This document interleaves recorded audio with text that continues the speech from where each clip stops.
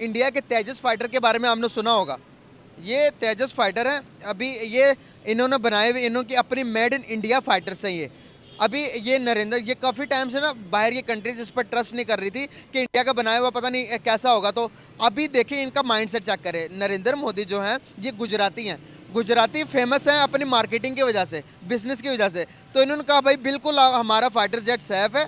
अभी ये खुद राइड करेंगे इस पर, आप देखें ये खुद राइड करके, ये देखें फिजाओं पे जा रहे हैं। तो अभी इससे क्या बेनिफिट्स हो सकते हैं दुनिया को? क्या खुद पीएम बैठे हैं इस जेट के अंदर, क्या दुनिया को ट्रस्ट हो जाएगा कि वाकई में इनके फाइटर जेट जो है वो सेफ है दुनिया के लिए? देखें, बिल्कुल जब आपका कंट्री हेड जो है वो खुद इनिशिएटिव लेता है और खुद फोर फ्रंट से लीड कर रहा हो तो बिल्कुल दूसरे जो कंट्रीज़ हैं उनका आपके ऊपर ट्रस्ट लेवल तो बिल्ड होता है। ये जो खुद अपनी जेट के ऊपर बैठकर दुनिया को बता रहे हैं कि भाई हमारा जेट सेफ है, इससे उनकी मार्केट पे कितना असर पड़ेगा, उनकी इकोनॉमी पे कितना फ़र्क पड़ेगा कि अगर दुनिया ट्रस्ट करके उनके जेट्स खरीदती है, क्या खरीदेगी इसके बाद?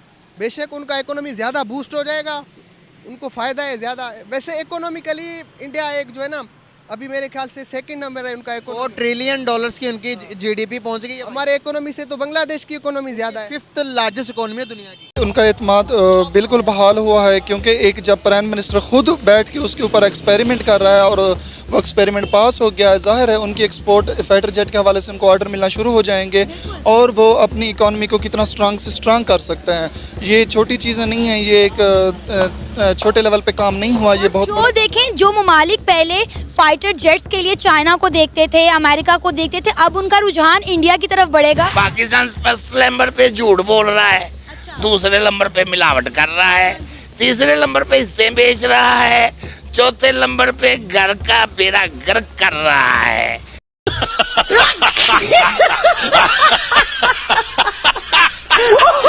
वो पूरा मेड इन इंडिया है और देखो कितने कितने हैंडसम लग रहे हैं।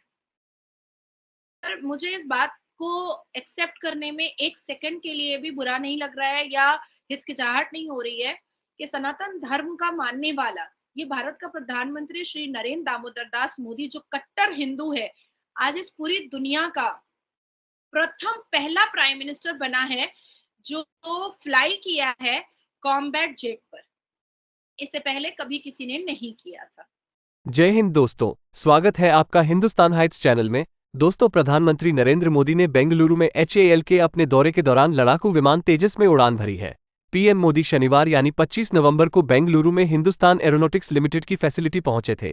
पीएमओ के मुताबिक उन्होंने तेजस की मैन्युफैक्चरिंग हब का निरीक्षण किया। दोस्तों, ये खबर सुनकर पड़ोसी देश पाकिस्तान की जनता हैरान है, वो अपने हुक्मरानों को कोस रही है। आइए देखते हैं पाकिस्तानी जनता का रिएक्शन। अस्सलाम वालेकुम। वालेकुम सलाम। कैसे हो भाई?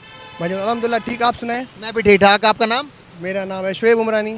आपका नाम? सरफराज अली। क्या करते हो? मैं पढ़ता हूँ लाहौर यूनिवर्सिटी में BS इंग्लिश।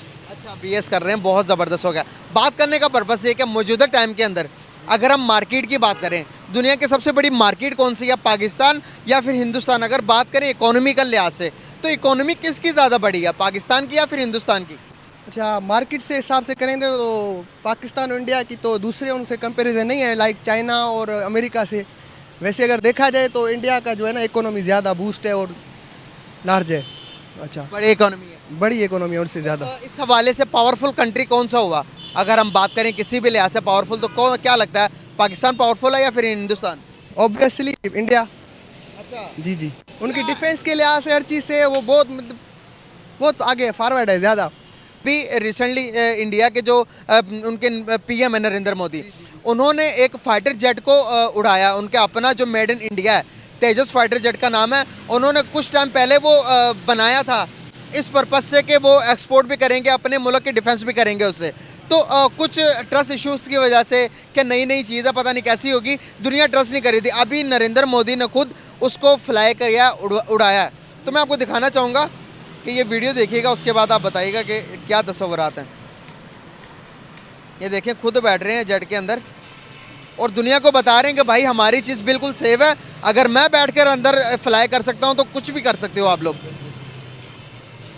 नहीं, वैसे इंडिया से कंपैरिजन में इंडिया बहुत आगे है। ये बड़ी अच्छी बात कही आप।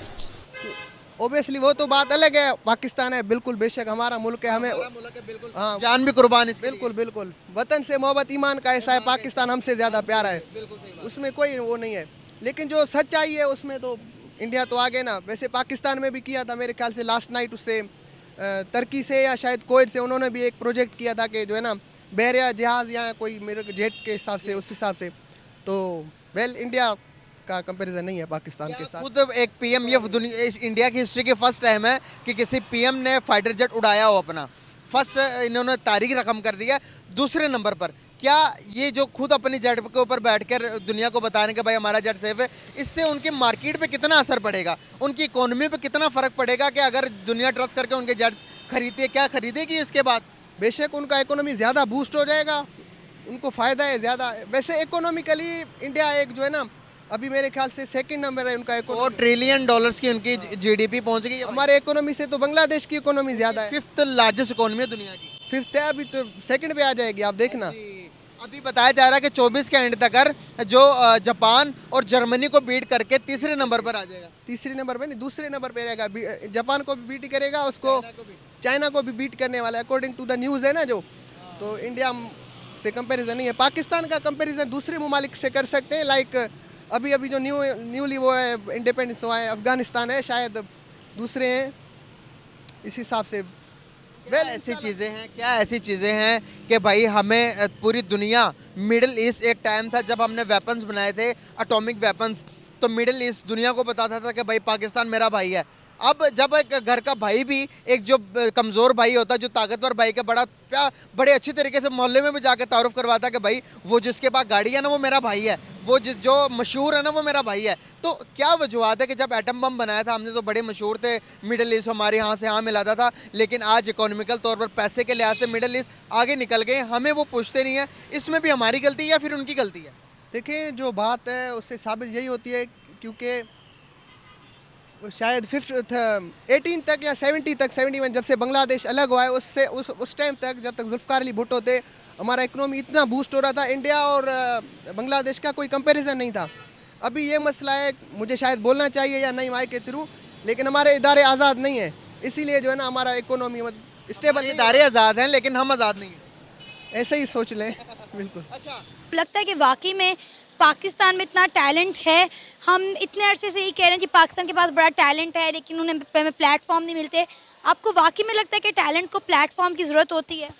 जी वाकई पाकिस्तान में अल्हम्दुलिल्लाह किस चीज़ की कमी है आप बताएं? किसी चीज़ की कमी नहीं है, अल्लाह पाक ने हर चीज़ टैलेंट दिया है। हर एक सर हमारे साथ मौजूद हैं, कुछ इशारे कर रहे हैं, आए आप। हाँ जी, क्या कह रहे हैं? अस्सलाम वालेकुम। पाकिस्तान में सारी ही कमियां हैं। पाकिस्तान फर्स्ट नंबर पे झूठ बोल रहा है, दूसरे नंबर पे मिलावट कर रहा है, तीसरे नंबर पे हिस्से बेच रहा है, चौथे नंबर पे घर का बेड़ा गर्क कर रहा है। ये पाकिस्तान 2 नंबर है। आप ठीक है, आप की बात ठीक है। डॉक्टर अब्दुल सलाम को देख लें, ठीक है, वो भी तो पाकिस्तानी थे ना, उन्होंने बाहर रह के पाकिस्तान का नाम रोशन किया है, ठीक है।